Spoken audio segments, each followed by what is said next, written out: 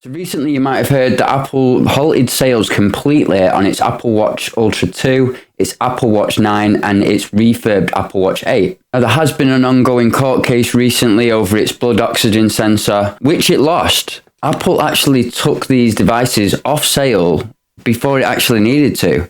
And the weirdest thing was it was just around Christmas as well. So this halt on sales actually only lasted a week. Plus it was only the US stores and its US website. What makes this really strange is even though they lost the battle, there wasn't actually a ban in place. They'd done this whole thing preemptively.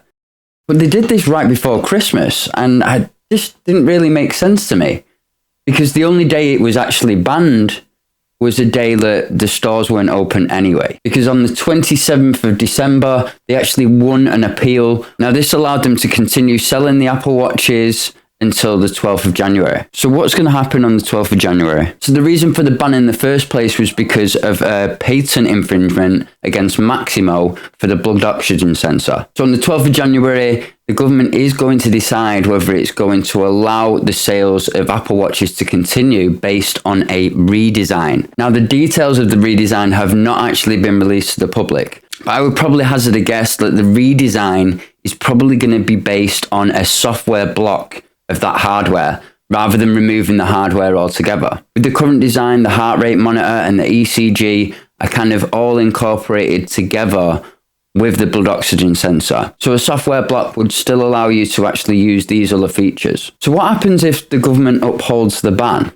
Well, it will stop Apple completely importing and selling the Apple Watch 9, the Apple Watch Ultra 2 and the refurbished Apple Watch 8. By the looks of it, it's only going to be the US, and I'm not too sure whether this is going to actually ban other sellers from selling these devices, like Amazon. So even though their devices were removed from the online and the offline stores, Amazon and other retailers kept actually selling them still. And like I say, this only really applied to the US, so I don't know how far this is actually going to stretch. And with it being a government kind of decision, I think kind of governments around the world would have to rule in the same kind of way before Apple has to actually completely stop selling the Apple Watch. So if you've bought an Apple Watch recently and it's under warranty, then Apple have got a legal requirement to actually repair it if it becomes faulty within that warranty period. But if you've got an Apple Watch 6, 7 or 8, which also have the blood oxygen sensors,